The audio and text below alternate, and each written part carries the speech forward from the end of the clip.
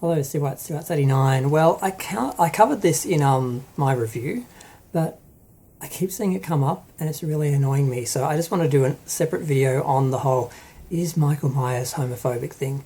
Now, just to be clear, I am a gay. I have faced actual discrimination and homophobia in my life. I do know what it looks like. And I don't think Michael's homophobic. This is one of the stupidest things I've seen. Now, some people are suggesting that some of the comments on Twitter were actually jokes, but it did raise the question which has turned into a debate. I don't understand how this happened. I mean, I was sort of afraid when I watched the film. I thought, oh God, what are they going to do?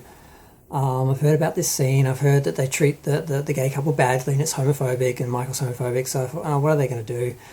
And my sort of rationale, the way I was thinking was, well, he's Michael Myers. He's going to be evil. So, of course, he's going to be nasty to the gays. I mean, when I actually saw it, they were treated really well. I liked them probably the most out of all the victims. They basically are living in the Myers house. They've tastefully decorated it. And they're sort of celebrating Halloween. They're basically two guys called John. There's Big John and Little John, which is kind of funny because I've dated Stevens a few times, and it is difficult when you're dating someone with the same name. It never occurred to me to do Big Steve, Little Steve, so it's kind of cute.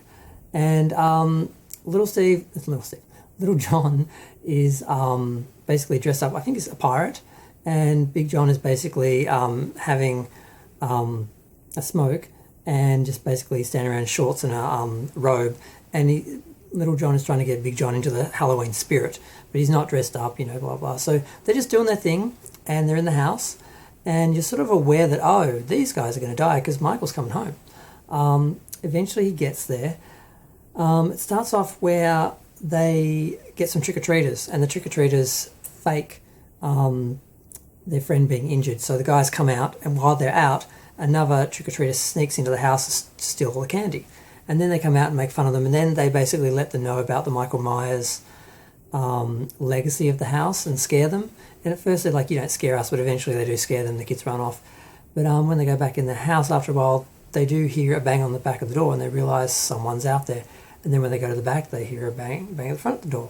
So someone is trying to get into the house and trying to lead them around. Now, they actually actively, courageously, instead of calling the police and running away like Screaming Queens, which is a characterization they could have gone with. They could have gone with comedy, they could have parodied them, they could have been homophobic in that way. Instead, these guys both just try and work out where this guy is in the house and actually try and take care of it themselves. And they did a fairly good job. I mean, they end up dead anyway, because everyone does. Michael kills everyone. But I felt for them. I felt like, okay, they're actually trying to do this, they're being sensible. And there's one last moment where, because Big John gets it first, and it is pretty brutal. He has his eyes popped out. He gets stabbed in the side from behind, and then his eyes popped out. And Little John finds him, and he sees Michael standing in the room looking out the window that his sister was sitting at when he killed her back in 1963. And he just says, basically, Michael, you came home. Because he knows who he is. He obviously knew who, everyone in the house knows, and they obviously knew what the house was when they bought it. And yeah, then he kills him.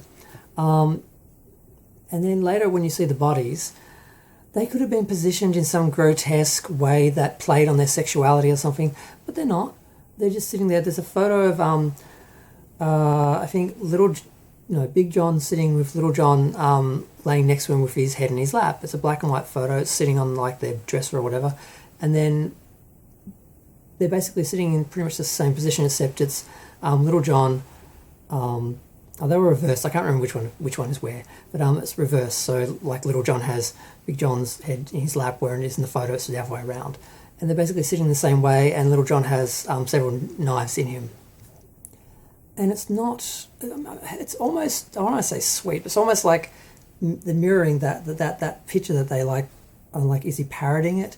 Did it just happen that way? Michael was just sticking the bodies and wasn't even taking the time to position them? Or was he making some acknowledgement that they're a couple and they died together? Like, it's really weird, because I looked at it and I thought, were they afraid to do something Michael-esque with them because they would be called homophobic, so they actually arranged them in this way that actually sort of respects their relationship on some level? Or I couldn't quite make out what to make of it, but it made me kind of sad, because I'm looking at them like, oh. But yeah, so as far as representation goes, I felt they were treated well. They were likable. They tried really hard against Michael. They did a good job. They still died, but he kills everyone. It had nothing to do with their sexuality. He didn't kill them because of their sexuality. He didn't kill them in a way that related to their sexuality. He didn't position their bodies, and their bodies weren't found in any way that related to their sexuality. They were not defined by their sexuality. They just were the guys who lived in the house, and he killed them because he went back to the house. It's really that simple. So any debate is ridiculous, I think. So I just wanted to lay that out and have my own little YouTube therapy opinion about that. And yeah, I'm going to go. Feel free to share, like, comment, subscribe. Let me know what you think about how ridiculous this is, because I can't think of anyone having any other opinion that this is a ridiculous debate. And there are far other issues of representation in the media to be bothered with than Halloween Kills. Thanks. Bye.